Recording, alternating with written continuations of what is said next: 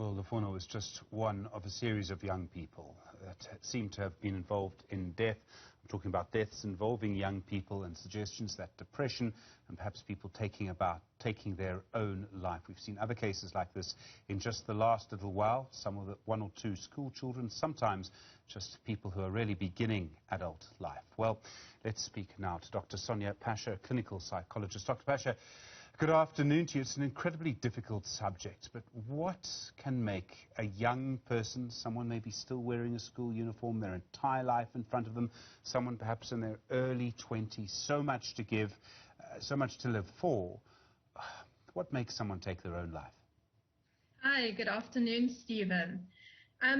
Suicide is a complex phenomenon, and as you alluded to, we know that mental illness, so things such as major depressive disorder, certainly increase the risk of suicide.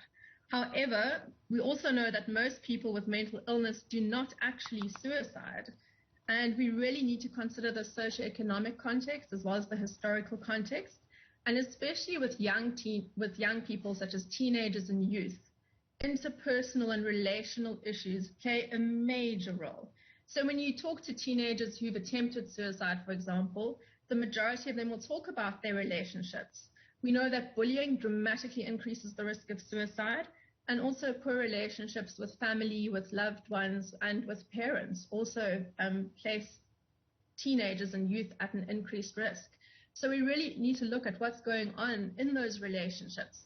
And certainly feeling isolated, feeling alone, and feeling misunderstood increases the risk as well. And often what happens is that the young person ends up in a place where they feel trapped, where they feel that they can't escape, there's no escape from their emotional pain, and their options or their choices appear to be narrowed. And the only solution that they seem to be able to conceptualize at that point of time is suicide, which is a really, really tragic outcome.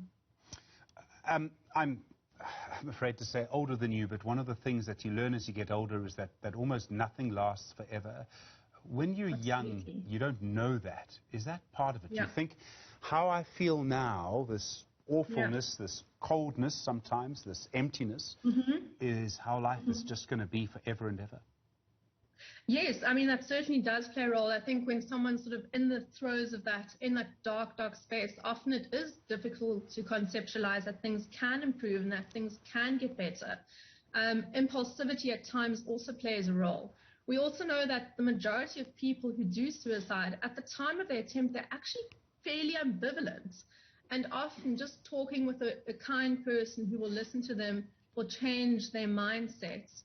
That's also why we know that removing tools of suicide, such as handguns or medication that some people use to overdose, those things can prevent a lot of suicides, because in that moment the person might feel suicidal, but that can pass. That feeling usually does pass, and then help can be sought. So certainly sometimes it's difficult for the person, I think especially young people, to conceptualize a future and that things can change and that things do change. There's a saying, people often say that suicide is a permanent solution to a temporary problem. And while that sounds quite cliched, there is some element of truth to that. And I suppose really for someone to ask themselves, the future selves, the future person that they are going to become, what would that person think of what's going on now? And would that person want you to still be here? So always think of that future self. I mean, I'm a parent of fairly young children, and when I hear stories like this, I want to go and find Lefono or whoever it is and sort of pick them up and try and hug them or try and contact them, and I want to, the words don't really come, but you want to say something. What does a person or an older person actually do when you come across someone in a position like this? And I mean, the first thing, I think, is that whenever I've heard families who are mourning the loss of someone, it's always come as the most awful shock. Yeah. I think really what we as a society and as individuals can do is to listen, to really, really listen, to sit down, talk to the young person, find out what's going on in their daily lives, what's troubling them, what is causing stress in their lives, but also just to truly listen without trying to judge or to necessarily reprimand, but just to listen and try to understand their perspective. And that is something that can be incredibly, incredibly helpful. And I suppose also to create a safe enough space where that young person feels that they can open up, and that they feel safe enough to do so without being judged or a fear of being reprimanded. And I think that's something we can all do, and probably something we can all get better at, is really just listening and trying to be present for that person in that moment. And usually when people do talk about suicide or when they threaten suicide, that should be taken seriously. It shouldn't be seen as an empty or an idle threat. They are communicating their distress, and that should be taken seriously. And ideally then to seek assistance, to either, if it's acute, to go to an emergency unit, otherwise to make an appointment with a mental health counselor or a psychologist, but to seek that assistance. That's also really important.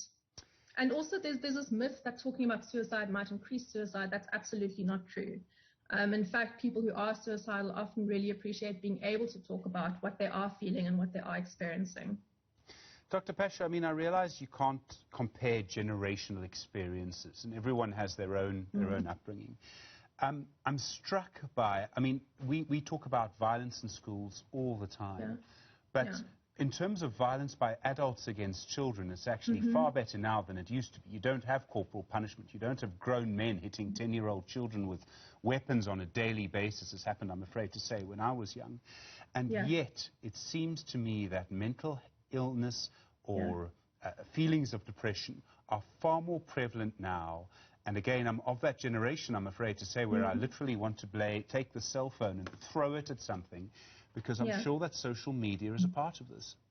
I mean, you mentioned two really important things then. The one is interpersonal violence.